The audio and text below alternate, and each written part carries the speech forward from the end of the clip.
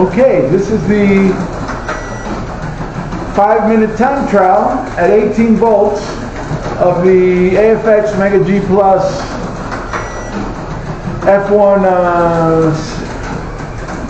set car, the Flow from the Super International Raceway. And it's a set car, never been available commercially as an individual car, not from AFX anyway. You can find it on eBay, you know, where people take it from the set and sell it. Sometimes at scalper prices.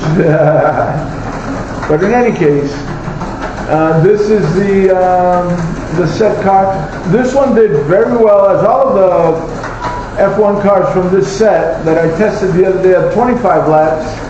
They did very well, but at 25 laps, I'm basically running full throttle. Don't care if they de-slot or don't de-slot. I'm working on the fastest lap. And in that case, all of them did sub 7-second laps for the most part. But they de-slotted a lot. They de-slotted in 25 laps, full throttle at 18 volts. They de-slotted maybe, you know, half the time, or at least, you know, half a dozen laps of de-slotting. But when they did do the laps, complete the laps, they did very, very fast times. And that's what I was shooting for at 25 laps. Here, at the 5-minute time trial, it's an overall performance metric that I'm after. How many laps can they do without de-slotting in 5 minutes? What is the fastest lap they can do without de-slotting in 5 minutes? And then, of course, the last lap and the average lap go into that, and how much of the 5 minutes are they going to be able to run on the track? So that's what this is about. It's about a performance metric, not about just how fast they are in and of itself. This thing will do sub 7-second times, almost sub 6-second times, if I really, really push it. But I'm going for not de-slotting and the most amount of laps and a good average lap. And so that metric changes the dynamic of the test. It's a totally different test than just sending them out to do 25 laps at the fastest interval possible.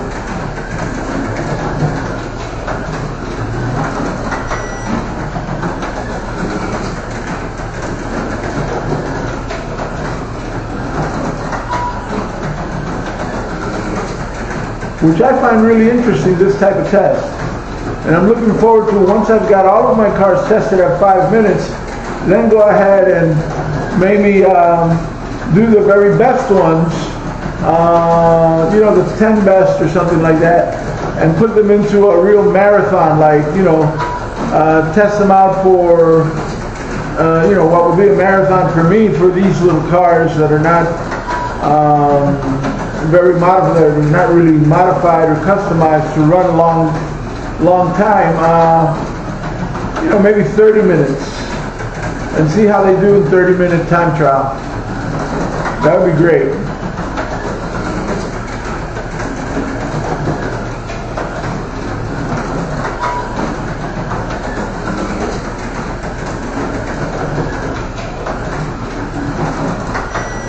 Now I'm going to go, this is the Flow, and I'm going to also test WiseCow today, which is the gray one on the track, the silver one on the track right now, waiting its turn.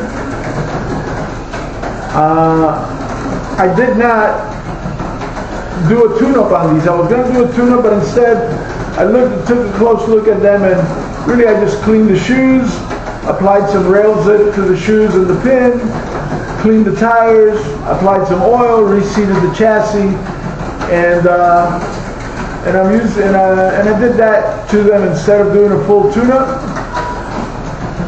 And these have been run hundreds of times though, and they're still working quite well. And it really is, over the past couple of years, hundreds of times. But I do good maintenance on them. I keep them clean, generally speaking. And that's a full 5 minutes, no de-slotting. I don't know how fast it did, we'll see. I'll come back with the stats in a bit after we do the WiseCow, which is a silver one as well. Okay, we're running the WiseCow, AFX Mega G Plus, F1 Grand Prix car from the Super International Raceway.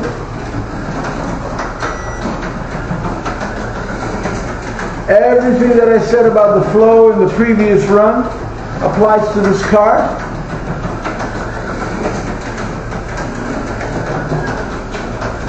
And except this car is not quite as fast as the flow or as stable.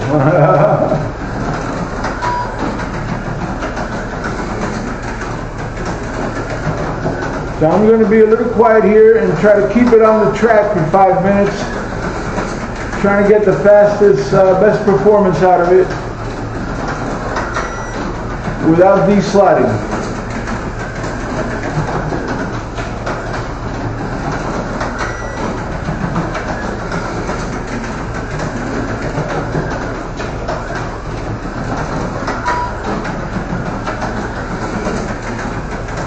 And I'll run the other two time trials on the other two of these of this set next week, because I have some other things I need to do this weekend.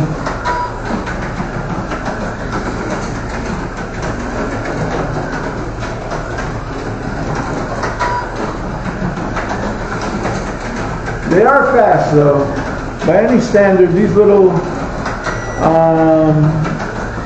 off-the-shelf Mega G Plus chassis are extremely fast and do very, very well on most tracks, even a really complicated track like this one. I am having to drive this though. This is not happening by magic. If I go full throttle, like I said earlier, if I go full throttle, you know, they de-slide.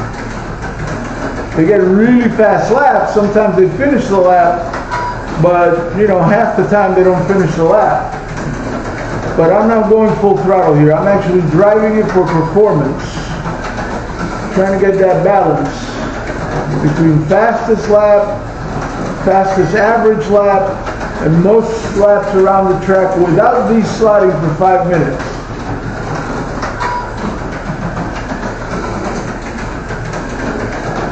Which I find challenging and fun as a driver, and which tells me that I have a good performing car.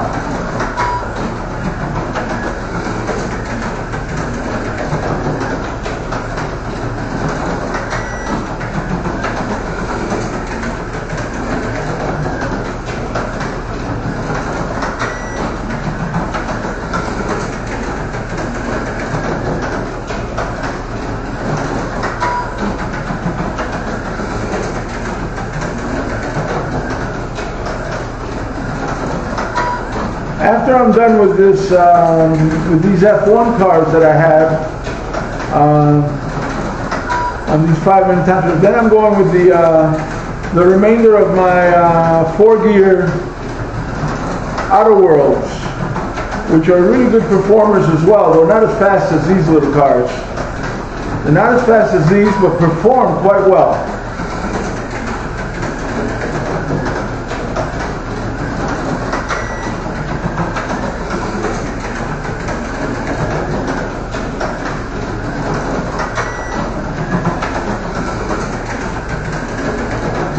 This little thing is pushing.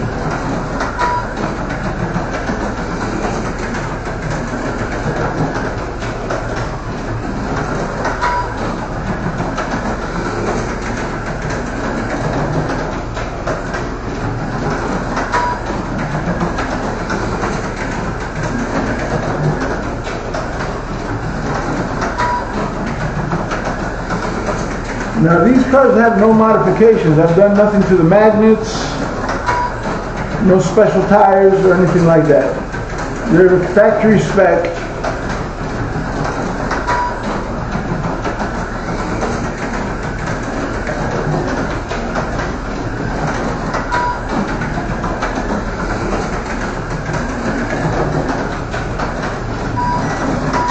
And that's it. It did pretty well, no desliding. I'll come back with the statistics now. I'll come back with the statistics in a moment. Let's give it a victory lap. And yeah, we'll see how they did. Alrighty, here are the stats. A bit surprising to me. Now remember, the flow the other day on 25 laps did a fastest lap faster than the WiseCow. However, today WiseCow is the winner. Neither deslided in the 5-minute time trial that I put it through, and the total laps on the WiseCow, which is the silver one, were 39 laps, with the total time on the track 4 minutes 54.48 seconds, with the average lap being 7.55 seconds, the last lap being 7.04 seconds, and the fastest lap, drum roll please, 6.86 seconds, which is a really good sub 7 second time for this track. Now the flow had good numbers as well.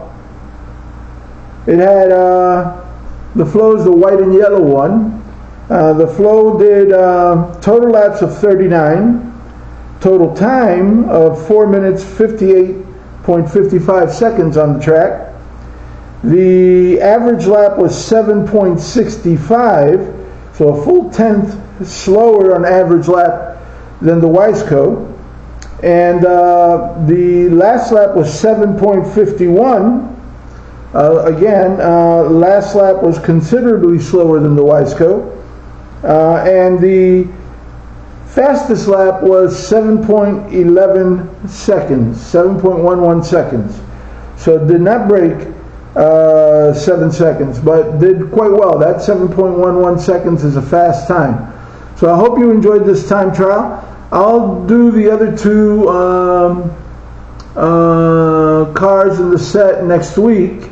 Have a great weekend, and I don't believe I'll be uploading any more videos this weekend.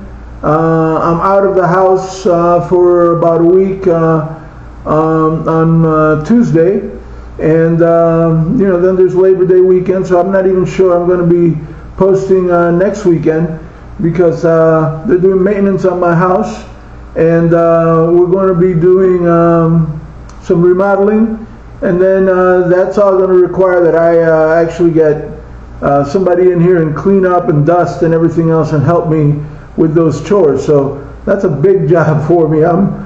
Please pray for me that I don't break physically when I have to go through all of this that I have to go through, really starting tomorrow, because I have to prepare for a hotel room for about a week or so, a few days next week. So in any case, in case you were wondering why I say pray for me, is because I have very, very serious end-stage arthritis in all of my body. I have my hips, my knees, my shoulders, my fingers, my spine especially, are all, almost without cartilage, and very, very serious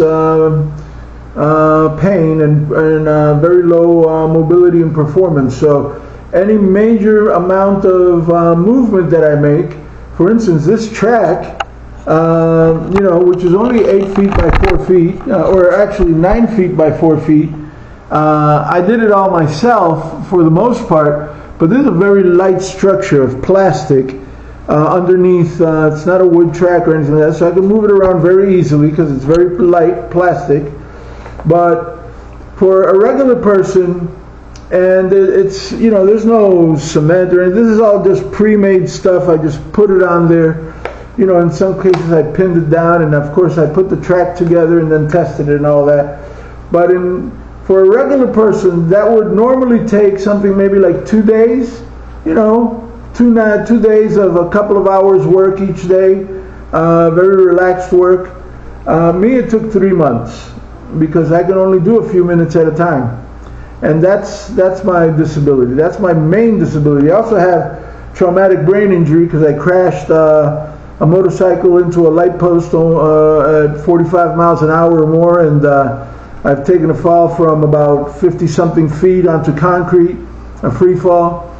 I was in a coma over that, and I've been run over by a truck and dragged through the streets and fractured several bones, separated my shoulders. I got another concussion from that, very traumatic, and I've had other injuries. I also fell from the roof of a house doing some repair work on a roof and landed on my back and fractured a vertebrae and pinched the nerve in my vertebrae.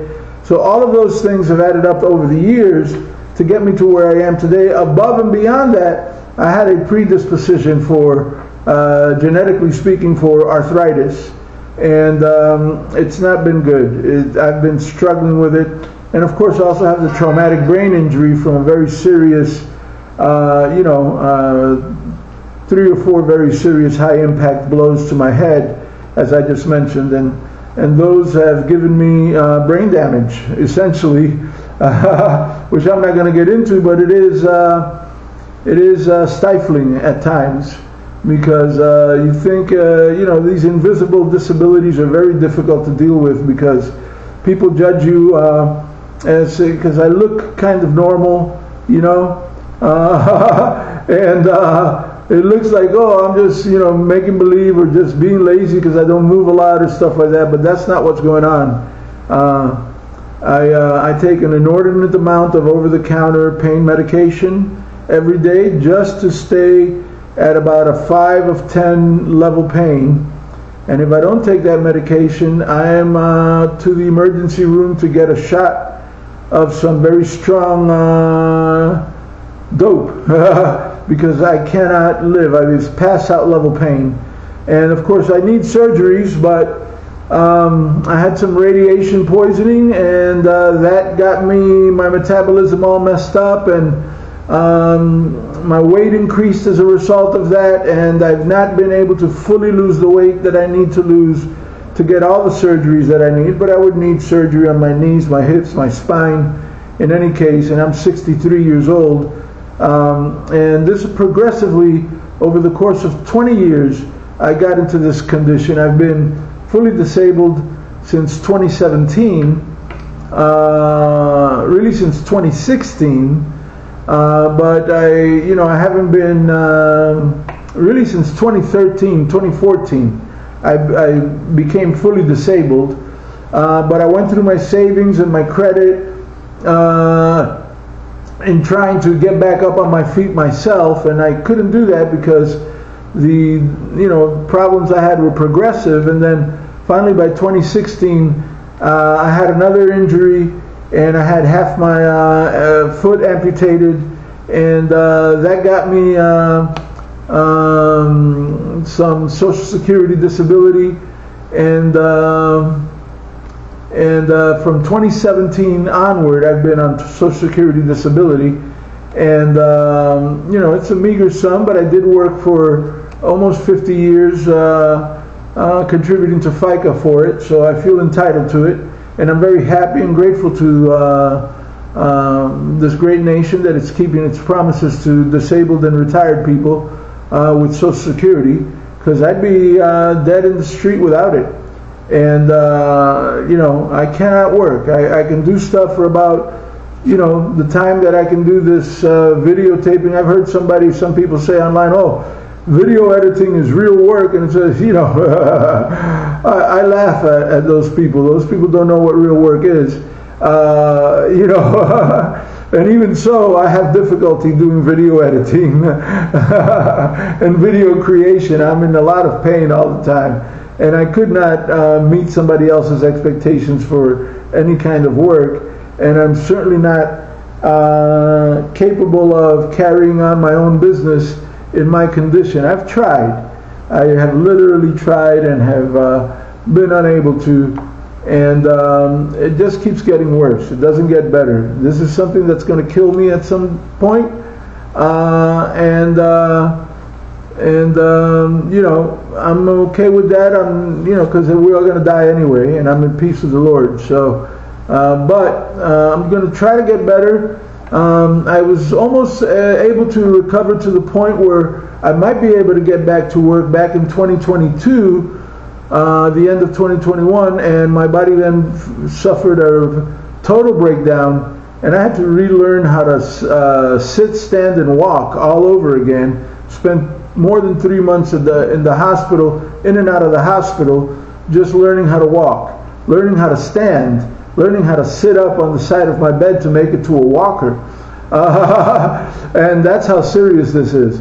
So, and that happened getting up out of a chair. So basically, getting up out of a chair, the cartilage in my bones is so bad that I could literally have a bone, pop out through my skin at any time in one of my joints if I'm not careful, So, and I try to ignore the fact that I'm actually a cripple. So, it's a very serious disease that I have. I don't wish this type of arthritis to anyone, and I hope that you all stay healthy and don't use your bodies as crash test dummies like I did for the better part of 50 years. And because I worked hard and I played hard, man. I was an animal, and I paid the price. So in any case, have a good weekend. I thought I'd just tell you my little story here, enjoy the weekend, and God bless you all, and keep supporting the slot car and diecast racing and collecting community. Enjoy, and we'll see you soon. Bye.